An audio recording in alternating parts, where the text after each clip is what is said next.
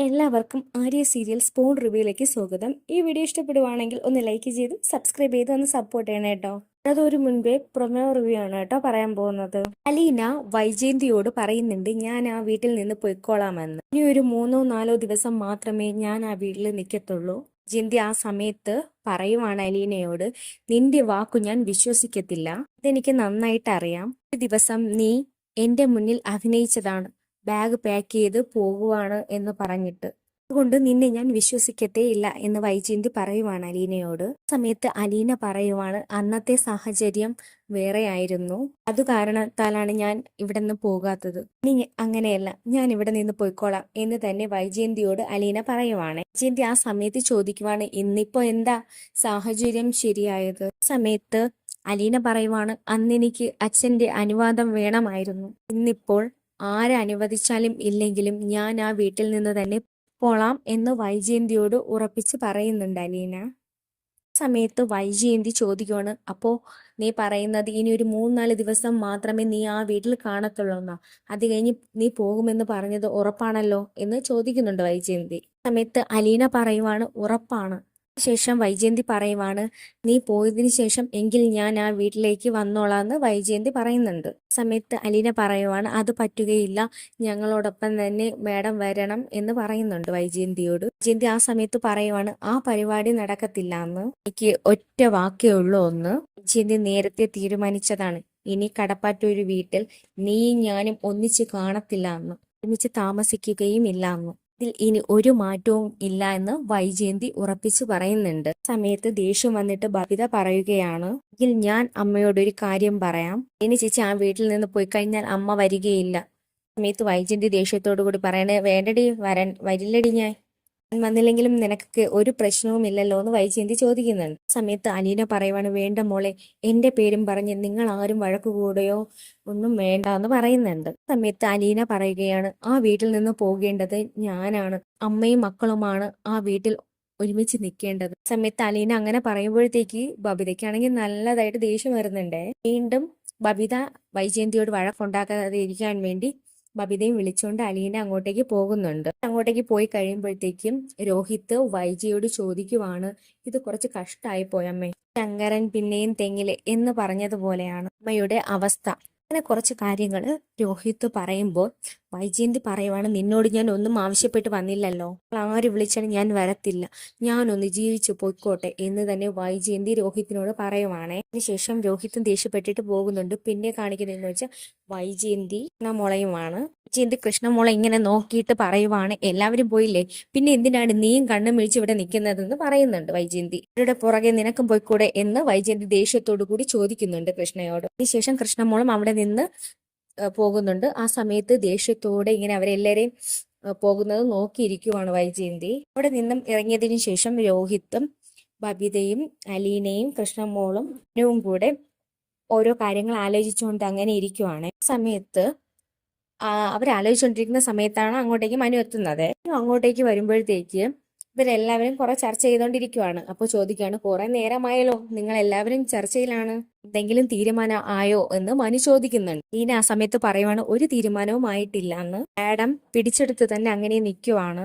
വീട്ടൻ ഞാൻ ആ വീട്ടിൽ നിന്ന് പോകാതെ വേറെ ഒരു നിവർത്തിയും ഇല്ല, ഞാൻ പോയാൽ മാത്രമേ ഇനി മാഡം ആ വീട്ടിലേക്ക് തിരിച്ചെത്തത്തുള്ളൂ. പിന്നെ പറയുമ്പോഴത്തേക്കും മനു ചോദിക്കുവാണ്, എങ്കിൽ എന്താ പറയുന്നത്, എങ്കിലിനോട് നിങ്ങൾ സംസാരിച്ചില്ലേ? സമയത്ത് ബബിത പറയുവാണ്, അച്ഛന് ഇതിനകത്ത് ഒരു തീരുമാനവുമില്ല, അമ്മ അങ്ങോട്ടേക്ക് വന്നാലും ഇല്ലെങ്കിലും അച്ഛൻ ഒരു കാര്യവുമില്ല എന്ന രീതിയിലാണ് അച്ഛൻ നിൽക്കുന്നതെന്ന് ബബിത പറയുന്നുണ്ട്. സമയത്ത് മനു പറയുവാണ്, അങ്ങനെ ആയിരിക്കാൻ അങ്കിളിന് വ്യക്തമായ കാര്യമുണ്ട്, ഒരു കാരണമുണ്ട്.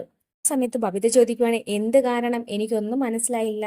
സമയത്ത് ബബിത ചോദിക്കുകയാണ്, ശരിക്കും തെറ്റ് ചെയ്തത് അച്ഛനല്ലേ, പിന്നെ എന്തിനാ അച്ഛൻ ഇങ്ങനെ നിൽക്കുന്നത്? സമയത്ത് അലീന പറയുവാണ്, അല്ല മോളെ, അച്ഛനല്ല തെറ്റ് ചെയ്തത്. സമയത്ത് വീണ്ടും ബബിത പറയുവാണ്, ചുമ്മാ ഇരിയ അലീന ചേച്ചി, ഈ പ്രശ്നങ്ങളെല്ലാം ഉണ്ടാവാൻ തന്നെ ആരാ കാരണക്കാരൻ?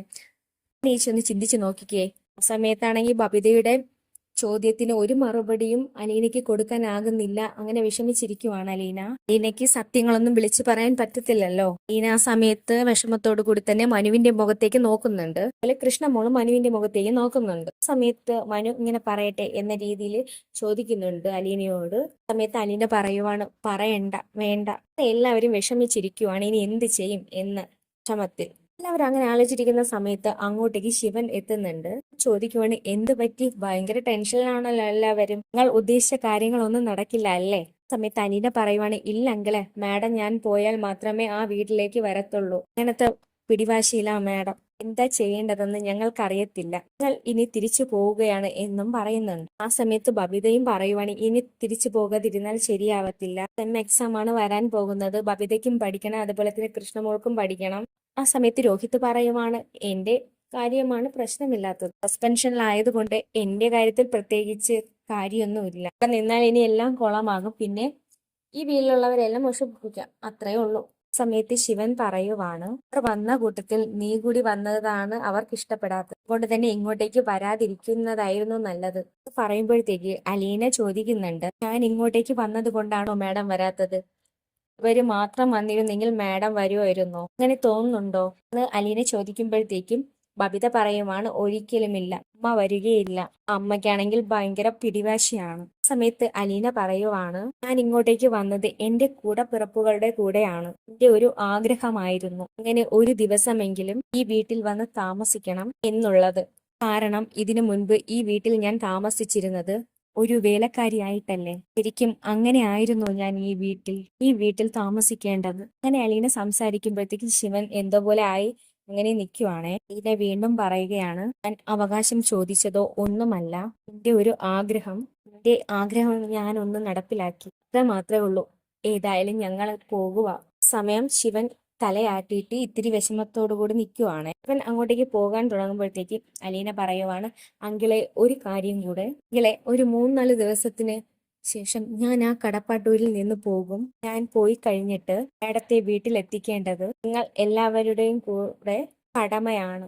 ഇവൻ പറയുവാണ്, ബാലചന്ദ്രൻ ഇങ്ങോട്ടേക്ക് വന്ന് വിളിച്ചാൽ അവൾ പോരും. നിങ്ങൾ ഏതായാലും ബാലചന്ദ്രനോടൊന്ന് സംസാരിച്ചൊന്ന് നോക്കെന്ന് പറയുമ്പോഴത്തേക്ക് ലീന പറയുവാണ്, ഒരിക്കലും അച്ഛൻ ഇവിടെ വന്ന് വിളിക്കത്തില്ല. പിന്നെ അങ്ങനെ വിളിക്കേണ്ട ഒരു സാഹചര്യം ഉണ്ടായിട്ടുണ്ടെങ്കിൽ അച്ഛനും മേഡവും കാണുന്ന അവസാനത്തെ കൂടിക്കാഴ്ചയായിരിക്കും അത്. ഇത് എന്തുകൊണ്ടാണെന്ന് നിങ്ങൾക്ക് എല്ലാവർക്കും അറിയാലോ. തികച്ചും അങ്കിളിന് എല്ലാ കാര്യങ്ങളും അറിയാലോ. അങ്കിളിന് അതുകൊണ്ട് ഒരു തീരുമാനം എടുക്കാനുള്ള അവകാശം ഉണ്ട് എന്ന് അലീന പറയുവാണേ. അലീന ശിവനോട് പറഞ്ഞ കാര്യങ്ങളെല്ലാം കേട്ടിട്ട് ബബിതയ്ക്കും കൃഷ്ണമോൾക്കും രോഹിത്തിനും ഒക്കെ ഒരു ചെറിയ സംശയമൊക്കെ തോന്നുന്നുണ്ട്.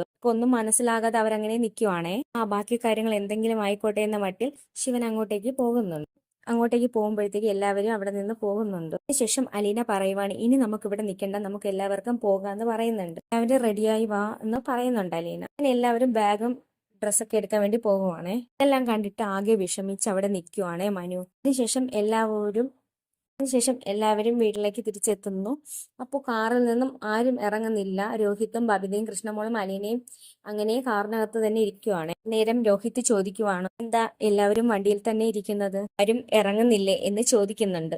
പോയിട്ട് ഒരു പ്രയോജനം ഉണ്ടായില്ലല്ലോ എന്ന് ഓർക്കുമ്പോൾ വല്ലാത്തൊരു വിഷമം തോന്നുന്നുണ്ട് എന്ന് അലീന പറയുവാണേ. നേരം ബബിത ചോദിക്കുവാണ്, അലീനേച്ചി എന്തിനാ അങ്ങനെയൊക്കെ ചിന്തിക്കുന്നത്? നമ്മൾ എല്ലാവരും അമ്മയുടെ തറവാട്ടിലേക്കാണ് പോയത്. ഇവിടെ പോയി എല്ലാവരുമായി സംസാരിച്ച്, എന്നാലും നമ്മൾ പോയ കാര്യം നടന്നില്ലല്ലോ ബബിത എന്ന് ചോദിക്കുമ്പോഴത്തേക്ക് ഇത് പറയുവാണ്, അതെങ്ങനെ രണ്ടും കൂടെ നടക്കുന്നത്? അമ്മ പറഞ്ഞതല്ലേ, ഒന്നെങ്കിൽ അലീന ചേച്ചി അല്ലെങ്കിൽ അമ്മ, എന്തെങ്കിലും ഒരാളെ ഇനി ഈ വീട്ടിലാകാൻ പാടുള്ളൂ എന്ന് ആ തീരുമാനം എടുത്തതല്ലേ. സമയത്ത് അലീന ചോദിക്കുവാണ്, എങ്കിൽ ഞാൻ പോകാം അല്ലേ? ശേഷം അലീന പറയുവാണ്, ഇവിടെ നിന്ന് പോകേണ്ടത് ഞാനാണ് ഒരു അഭയാർത്ഥിയെ പോലെ ഈ വീട്ടിൽ വന്നത്.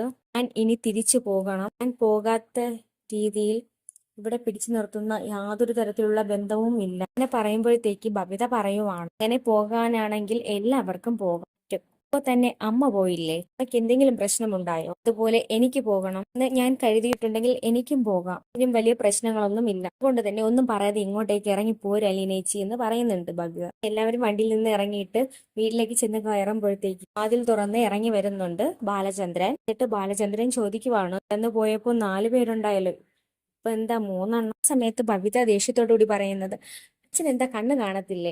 രോഹിയേട്ടൻ എന്താ വണ്ടിയിലിരിക്കുന്നത് അച്ഛൻ കണ്ടില്ലേ എന്ന് ചോദിക്കുന്നു. ആ സമയത്ത് അലീന ചോദിക്കുവാണ്, അച്ഛൻ എവിടെ ഉണ്ടായിരുന്നിട്ട് കാർ എന്തേ എന്ന് ചോദിക്കുന്നു. അപ്പോ കാർ എവിടെയെന്ന് ചോദിക്കുമ്പോഴത്തേക്ക് ബാലചന്ദ്രൻ പറയുവാണ്, അത് ഗോവർദ്ധൻ കൊണ്ടുപോയതാണെന്ന്. അവനെ ഞാൻ എറണാകുളം വരെ പറഞ്ഞു വിട്ടിട്ടുണ്ട്. അതിനുശേഷം ബാലചന്ദ്രൻ അവരോട് ചോദിക്കുന്നുണ്ട്, എല്ലാവരും ഇവിടെ നിന്ന് പോയത് സമരം ചെയ്യുമെന്നോ? ആരൊക്കെയോ ഇവിടേക്ക് കൊണ്ടുവരുമെന്നോ പറഞ്ഞിട്ടല്ലേ ഇവിടെ നിന്ന് പോയത്, ഇപ്പൊ എന്തായി എന്ന് ചോദിക്കുന്നുണ്ട്. ആ സമയത്ത് അലീന പറയണു, മാഡം ഭയങ്കര പിടിവാശിയിലാണ്. ഇവിടെ നിന്ന് പോയാൽ മാത്രമേ മാഡം ഇങ്ങോട്ടേക്ക് എത്തത്തുള്ളൂ, അല്ലെ മാഡം തിരിച്ചു വരുള്ളൂ എന്ന തീരുമാനത്തിലാണ് മാഡം. സമയത്ത് ബാലചന്ദ്രൻ പറയണം, മോളെ നീ എന്നെ ഫോൺ വിളിച്ച് ഈ കാര്യം പറഞ്ഞപ്പോഴേ ഞാൻ പറഞ്ഞതാണ് വെറുതെ പാഴ്വേലയ്ക്ക് നിൽക്കണ്ടെന്ന്. നേരം നമ്മൾ സമരം ചെയ്ത് മാഡത്തെ തിരിച്ചു കൊണ്ടുവരും എന്ന് പറഞ്ഞല്ലേ നിങ്ങൾ പോയത്? പറഞ്ഞില്ലല്ലോ. അവൾക്ക് മക്കളും ഭർത്താവും ഒന്നും ഒരു കാര്യവും അല്ല. അവൾക്ക് അവളുടെ കാര്യം മാത്രമേ സന്തോഷിപ്പിക്കേണ്ടതുള്ളൂ. അവൾ അങ്ങനെ ഒരു സാധനമാണ് എന്ന് ബാലചന്ദ്രൻ പറയുവാണേ. ശേഷം ബബിത ചോദിക്കുന്നുണ്ട്, അമ്മ തിരിച്ചു വരാത്തതിൽ അച്ഛന് യാതൊരു തരത്തിലുള്ള വിഷമവും ഇല്ലേ? സമയത്ത് ബാലചന്ദ്രൻ പറയുവാണ്, ഒരു സങ്കടവും ഇല്ല. അത് മാത്രമല്ല മനസമാധാനമുണ്ടല്ലോ, അതിരുന്നത് നന്നായി. സമയത്ത് അലീന പറയുവാണ് ബാലചന്ദ്രനോട്, ആ സമാധാനത്തിന് ഒരുപാട് ആയുസില്ല അച്ഛ പറഞ്ഞിട്ട് അകത്തേക്ക് കയറി പോകുന്നുണ്ട് അലീന. സമയത്ത് ബാലചന്ദ്രൻ ചോദിക്കുവാണ് അവരോട്, അതെന്താ അവൾ അങ്ങനെ പറഞ്ഞിട്ട് പോയത്? സമയത്ത് ബബിത പറയുവാണ്, അച്ഛാ ചേച്ചി ഇവിടെ നിന്ന് പോകും എന്ന് പറഞ്ഞ തീരുമാനത്തിലാണ് ചേച്ചി അങ്ങോട്ടേക്ക് പോയത്. പിന്നെ പോകുന്നു എന്ന കാര്യം കേട്ടപ്പോൾ തന്നെ ബാലചന്ദ്രന് ഇത്തിരി വിഷമം തോന്നുന്നുണ്ട്. എല്ലാവരും അകത്തേക്ക് കയറി ചെല്ലുന്നതിന് ശേഷം ബാലചന്ദ്രൻ ഇത്തിരി വിഷമത്തോടു കൂടി തന്നെ അവിടെ തന്നെ നിൽക്കുന്നുണ്ട്. ഇതൊക്കെയോ കാര്യങ്ങൾ ആലോചിച്ചിട്ട് ബാലചന്ദ്രൻ അവിടെ നിൽക്കുന്നുണ്ട്. ശേഷം കാണിക്കുന്നത് രോഹിത്തിനെയാണ്. വന്ന് എല്ലാവരുടെയും കുളി കഴിഞ്ഞു. അപ്പോൾ അലീനയും കുളിച്ച് കഴിഞ്ഞിട്ട് ഇറങ്ങുമ്പോഴത്തേക്ക് രോഹിത്ത് അലീനയുടെ അടുത്തേക്ക് എത്തുന്നുണ്ട്. എന്നിട്ട് രോഹിത്ത് ചോദിക്കുവാണ്, എനിക്ക് ചേച്ചിയോട് ഒരു കാര്യം ചോദിക്കണമെന്ന്. സമയത്ത് അലീന പറയുവാണ്, നീ ചോദിച്ചോ, ചോദിക്കുന്ന ചോദ്യത്തിന് കൃത്യമായി ഞാൻ മറുപടി തന്നോളാം. സമയത്ത് അവിടെ വന്നിരുന്നിട്ട് രോഹിത്ത് പറയുവാണ്, അന്ന് അലീന പള്ളിയിൽ അച്ഛനോട് പറഞ്ഞ കാര്യം സംസാരിക്കുന്നുണ്ട്. ചേച്ചി അന്ന് പള്ളിയിൽ അച്ഛനോട് അവിടെ വെച്ച് പറഞ്ഞല്ലോ ബാലചന്ദ്രൻ എന്റെ അച്ഛനല്ല എന്നുള്ള കാര്യം. എന്തുകൊണ്ടാ അങ്ങനെ പറഞ്ഞത്? മനഃപൂർവ്വം പറഞ്ഞതാണെന്ന് എനിക്ക് മനസ്സിലായി. എന്തുകൊണ്ടാ ചേച്ചി അങ്ങനെ പറഞ്ഞത്? അച്ഛന്റെ മകളല്ലേ അലീന ചേച്ചി? അങ്ങനെ രോഹിത് ചോദിക്കുമ്പോ അലീന പറയുവാണ്, അല്ല. സമയത്ത് രോഹിത് ചോദിക്കുവാണ്, അതെന്താ ഇപ്പൊ ഇങ്ങനെ പറയുന്നത് അലീന ചേച്ചി? അച്ഛനിൽ വേറൊരു സ്ത്രീയിൽ ഉണ്ടായ മകളാണ് അലീന ചേച്ചി എന്ന കഥയാണല്ലോ ഇവിടെ എല്ലാവരും പറയുന്നത്. അങ്ങനെയല്ലേ സംഭവം എന്ന് രോഹിത് ചോദിക്കുന്നുണ്ട്. സമയത്ത് അലീന പറയുവാണ്, അങ്ങനെയല്ല ആ സംഭവം. സമയത്ത് രോഹിത് വീണ്ടും ചോദിക്കുകയാണ്, പിന്നെ എന്തിനാ ഇങ്ങനെ ഒരു കഥ എല്ലാവരോടും പറയുന്നത്? സമയത്ത് അലീന പറയുവാണ്, പരദൂഷണക്കാരിൽ നിന്ന് രക്ഷിക്കാൻ വേണ്ടി അച്ഛൻ അങ്ങനെ ഒരു കഥ, കള്ളക്കഥ എല്ലാവരോടും പറഞ്ഞത്. കാരണം അച്ഛനും ഞാനും തമ്മിൽ എന്തോ അവിഹിത ബന്ധമുണ്ട് എന്നാണല്ലോ പലരുടെയും സംശയം. ഞാൻ അച്ഛന്റെ മകളാണ് എന്ന് സ്ഥാപിച്ചു കഴിഞ്ഞാൽ ഒരു സംശയം മാറി കിട്ടത്തില്ലേ? അതുകൊണ്ടാണ് അച്ഛൻ അങ്ങനെ ഒരു കഥ എല്ലാവരോടും പറഞ്ഞത്. സമയത്ത് രോഹിത് ചോദിക്കും, ഇതെന്താ ചേച്ചി ഇങ്ങനെയൊക്കെ പറയുന്നത്? അച്ഛന്റെ മകളാണ് ചേച്ചി എന്നാ ഞാൻ കരുതിയത്. അങ്ങനെയാണെങ്കിൽ ഒരു സഹോദരിയായിട്ട് ചേച്ചി വരുമല്ലോ, അങ്ങനെ കരുതാനായിരുന്നു എനിക്കിഷ്ടം. അതൊക്കെ രോഹിത് അങ്ങനെ പറയുമ്പോഴത്തേക്ക് ഇന പറയുവാണ്, ഞാൻ നിന്റെ സഹോദരി തന്നെയാണ്. സമയത്ത് രോഹിത് ചോദിക്കുവാണ്, അതെങ്ങനെയാ അത് ശരിയാകുന്നത്? ഈന ആ സമയം പറയുന്നുണ്ട്, നമ്മൾ തമ്മിൽ ഒരു ബ്ലഡ് റിലേഷൻ ഉണ്ടോ എന്നാണോ നിനക്കറിയേണ്ടത്? എന്നാൽ അങ്ങനെ ഒരു ബ്ലഡ് റിലേഷൻ ഉണ്ട് നമ്മൾ തമ്മിൽ. ഈ വീടിന് ഞാനൊരു അന്യ അല്ല എന്നുകൂടി നീ അറിഞ്ഞോ? സമയത്ത് രോഹിത് ചോദിക്കണം, അതെന്താ ചേച്ചി ഇങ്ങനെയൊക്കെ പറയുന്നത്? അച്ഛന്റെ മകളല്ല എന്നും പറയുന്നു, അതോടൊപ്പം എന്റെ സഹോദരി ആണെന്നും പറയുന്നു, നമ്മൾ തമ്മിൽ ബ്ലഡ് റിലേഷൻ ഉണ്ട് എന്നും പറയുന്നു. ഇതൊന്നും മനസ്സിലാകുന്നില്ല ചേച്ചി, എന്റെ തലയിൽ നിന്ന് കിളി പോയിരിക്കുക. എന്തെങ്കിലും ഉണ്ടെങ്കിൽ തുറന്നു പറ ചേച്ചി, എന്നെ ഇങ്ങനെ വിഷമിപ്പിക്കരുതേ എന്നൊക്കെ രോഹിത് പറയുന്നുണ്ട്. സമയത്ത് അലീന പറയുവാണ്, നിന്നോട് ഞാൻ എല്ലാ കാര്യങ്ങളും തുറന്നു പറയാം, ഇത് സമയം ആകുന്നതേ ഉള്ളൂ, കാര്യം നീ മനസ്സിലാക്കിയാൽ മതി. ഞാൻ ഈ വീടിന് അന്യയല്ല, എന്റെ സഹോദരി തന്നെയാണ് ഞാൻ. ഇത്രയും കാര്യങ്ങൾ മാത്രം നീ മനസ്സിലാക്കിയിരുന്നാൽ മതി, ബാക്കിയൊക്കെ ഞാൻ പിന്നീട് വിശദീകരിക്കാം. സമയത്ത് ഒരുപാട് സംശയങ്ങളോടെയാണ് രോഹിത് അവിടെ നിൽക്കുന്നത്. രോഹിത് ആണെങ്കിൽ വൈജയന്തിയെ സംശയിച്ച് ഒരു ചോദ്യങ്ങളും ചോദിക്കുന്നില്ല അലീനയോട്. കാരണം വൈജയന്തിയെ അത്രയ്ക്ക് വിശ്വാസമായിട്ടാണ് രോഹിത് വെച്ചേക്കുന്നത്. അതിനുശേഷം ഇത്രയും കാര്യങ്ങൾ പറയുന്നുണ്ട് രോഹിത്തിനോട്. ശേഷം കാണിക്കുന്നതെന്ന് വെച്ചാൽ ബാലചന്ദ്രന്റെ അടുത്ത് പോയി അലീന സംസാരിക്കുന്നുണ്ട്. ചന്ദ്രനോട് ചോദിക്കുവാണ്, രോഹിത്തിനെയും കൂട്ടിയിട്ട് ശരണ്യയുടെ വീട് വരെ പോയിക്കോട്ടെ എന്ന് ചോദിക്കുന്നുണ്ട്. സമയത്ത് ബാലചന്ദ്രൻ ചോദിക്കുവാണ്, അതെന്തിനാ അങ്ങനെ ചെയ്യുന്നത്? സമയത്ത് അലീന പറയുവാണ്, അങ്ങനെ ചെയ്തിട്ടുണ്ടെങ്കിൽ അവർക്ക് ഒരുപാട് സന്തോഷമാകും. അവര് ഇങ്ങോട്ട് വന്ന് സന്തോഷിപ്പിച്ചില്ലേ, അതുപോലെ അങ്ങോട്ട് പോയി ഒന്നും കൂടെ നമ്മളെ അവർക്ക് വിശ്വാസമാകും, മനസ്സൊന്ന് തണുക്കും എന്നൊക്കെ പറയുമ്പോഴത്തേക്ക് ബാലചന്ദ്രൻ പറയുന്നുണ്ട്, ഇനി ആ വീട്ടുകാർ സ്വീകരിച്ചതുപോലെ രോഹിത്തിനെ ആ വീട്ടിൽ സ്വീകരിച്ചു എന്നിരിക്കില്ല. എന്നുണ്ടായ ആ സംഭവത്തിൽ ആ ഗ്യാങ്ങിൽ ഉണ്ടായിരുന്ന ഒരാളാണ് രോഹിത്. അവൻ തീർത്തും നിരപരാധിയാണ് എന്ന് നാട്ടുകാരോ അതുപോലെ തന്നെ വീട്ടിലുള്ള മറ്റംഗങ്ങളോ വിശ്വസിച്ചൊന്ന് കാണണമെന്നില്ല. അതുകൊണ്ട് തന്നെ അങ്ങോട്ടേക്ക് പോകുന്നത് കൊണ്ട് പ്രശ്നങ്ങളൊക്കെ ഉണ്ടാകില്ലേ എന്ന് ബാലചന്ദ്രൻ ചോദിക്കുവാണ്. ഇനി ആ സമയത്ത് ചോദിക്കുവാണ്, അതെന്താ അച്ഛാ എന്റെ കൂടെ എന്നെ പറഞ്ഞു വിടാൻ അച്ഛന് പേടിയാണോ? ആ സമയത്ത് ബാലചന്ദ്രൻ പറയുവാണ് പേടിയായത് കൊണ്ടല്ല എന്ന് പറഞ്ഞിട്ട് അങ്ങനെ ബാലചന്ദ്രൻ നിൽക്കുവാണ്. അലീനയും ബാലചന്ദ്രനെ നോക്കി നിൽക്കുന്നു. ഇത്രയൊക്കെയാണ് എപ്പിസോഡിൽ കാണിക്കുന്നത്.